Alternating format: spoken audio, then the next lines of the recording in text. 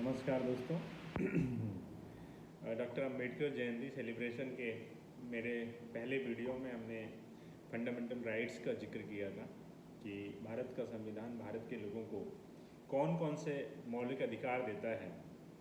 तो जब आपको कुछ अधिकार मिलते हैं तो उसके साथ आपको कुछ जिम्मेदारियां भी मिलती हैं, आपको आपकी कुछ ड्यूटीज़ होती हैं। जो संविधान आपको अधिकार देता है वो संविधान आपसे कुछ ड्यूटीज़ और कुछ रिस्पॉन्सिबिलिटीज़ भी एक्सपेक्ट करता है।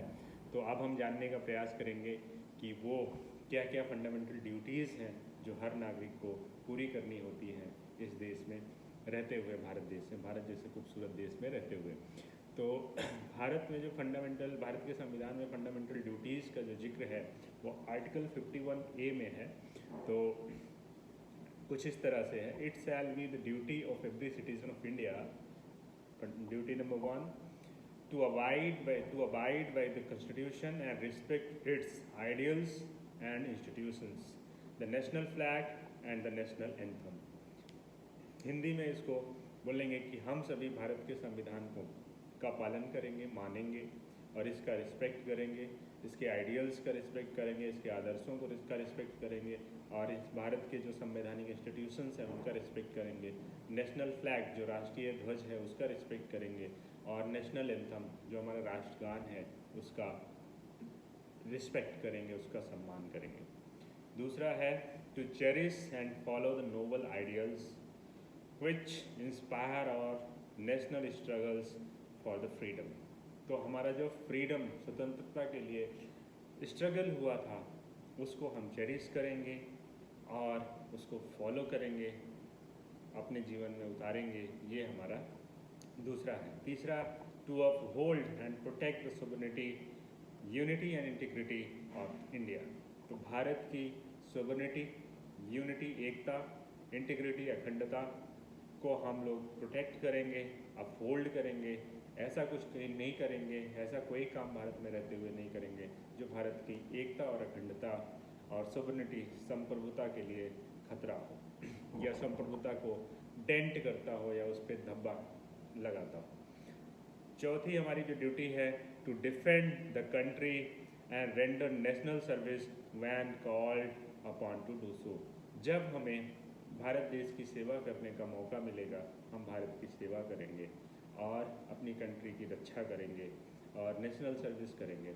ये हमारी चौथी ड्यूटी है। To promote harmony and spirit of the common brotherhood among all the people of India, transcending religious, linguistic and regional or sectional diversities, to renounce practices derogatory to the dignity of the women। कहने का मतलब ये है कि हम अपने देश में हारमोनी के स्पिरिट भावना को बढ़ाएंगे, भाईचारे की भावना को बढ़ाएंगे। कास्ट, रिलीजन या लैंग्वेज, भाषा या क्षेत्रवाद से ऊपर उठ के हम ब्रदरहुड या भाईचारे की भावना को बढ़ाएंगे और वो सारी प्रैक्टिसेस को बंद करेंगे जो महिलाओं के खिलाफ डेरोगेटरी होती हैं, जो उनकी डिग्निटी पे सवाल खड़े करती हैं। ऐसे कुछ वक्तव्य, ऐसे कुछ कृत्य नहीं करेंगे जो हमारे देश की महिलाओं के लिए या उनकी डिग्निटी पे सवाल खड़े करती हैं। हमारा छठा फंडामेंटल राइट्स जो हमको दिया, फंडामेंटल ड्यूटीज़ दी गई है वो है to value and preserve the rich heritage of our composite culture. जो हमारा कल्चर है उसकी रिचनेस, उसकी जो हमारा हेरिटेज है उसकी रिचनेस को प्रिजर्व करेंगे और उसको वैल्यू देंगे। To protect and improve the natural environmental including forest, lake, rivers and wild life and to have compassion for living creatures. हम लोग जो हमारा इन्वायरमेंट है उसको प्रोटेक्ट करेंगे और फॉरेस्ट को प्रोटेक्ट करेंगे, लेक को प्रोटेक्ट करेंगे, रिवर को प्रोटेक्ट करेंगे, वाइल्ड लाइफ को प्रोटेक्ट करेंगे। बेसिकली हमारा जो ये प्लेनेट है इसको रहने लायक बना के रखेंगे और जिससे हमें जो बेसिक रिक्वायरमेंट है, फूड, वाटर, एयर शुद्ध क्वालिटी में मिलती रहे और जो दूसरे लिविंग क्रिएचर हैं उनके प्रति हम दया की भावना रखेंगे, उनके प्रति हमारा हार्ट्स का, उनके प्रति हमारा क्रुएल्टी नहीं होनी चाहिए। ये है हमारा जो है अगला राइट्स। सो आगे बढ़ते हैं। To develop the scientific temper, humanism and the spirit of inquiry and reform. हम लोग क्या करेंगे, साइंटिफिक टेम्पर डेवलप करेंगे। जैसा कि बाबा साहब भीमराव अम्बेडकर का उद्देश्य था कि उनका मेन फोकस था कि एजुकेशन सबको मिले, शिक्षा सबको मिले, साइंटिफिक एजुकेशन मिले, विज्ञान बेस्ड शिक्षा मिले, तर्क बेस्ड शिक्षा सबको मिले। तो ये हमारी फंडामेंटल ड्यूटीज़ में भी है कि हम लोग साइंटिफिक टेम्परामेंट डेवलप करेंगे, ह्यूमनिज्म डेवलप करेंगे जो मानव के हित के लिए है, इस तरह की स्पिरिट डेवलप करेंगे। ये हमारी फंडामेंटल राइट्स है। 8वां। 9वां फंडामेंटल राइट्स है to safeguard public property and to observe violence. हम पब्लिक प्रॉपर्टी, जो गवर्नमेंट या पब्लिक प्रॉपर्टी होती है, उसकी सुरक्षा करेंगे, हमारी फंडामेंटल ड्यूटीज़ है, और वायलेंस को छोड़ेंगे।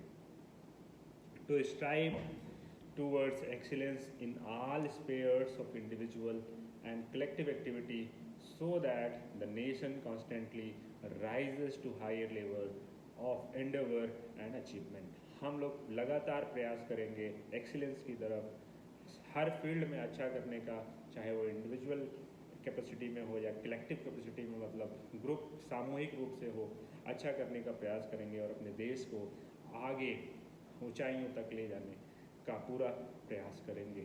धन्यवाद। और जो 11th फंडामेंटल ड्यूटीज़ है, हु इज ए पेरेंट और guardian to provide opportunities for education to his child और एज द केस में be ward between the age of 6 to 14 years. अभी जो है एज ए पेरेंट फंडामेंटल, पहले के ज़माने में जब ये संविधान लिखा गया था 1947 में, उस दौरान लोग बच्चों को एजुकेट करने के लिए इतना फोकस नहीं करते थे।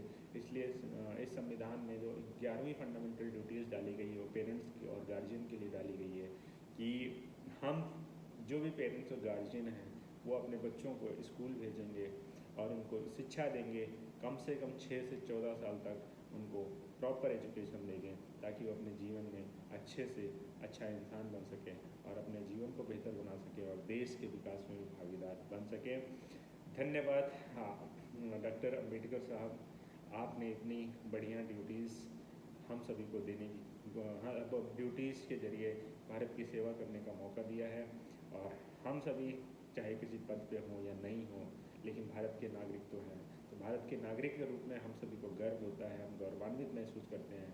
और जब भारत के नागरिक के रूप में आप हम सभी गौरवान्वित महसूस करते हैं, तो उस समय जो हमको फंडामेंटल राइट्स मिले हुए हैं उसको तो हमको क्लेम करना ही करना है, और साथ में जो हमें फंडामेंटल ड्यूटीज़ संविधान द्वारा बताई गई हैं उसका भी पालन करना है, जिससे कि हमारा देश और बेहतर बन सके।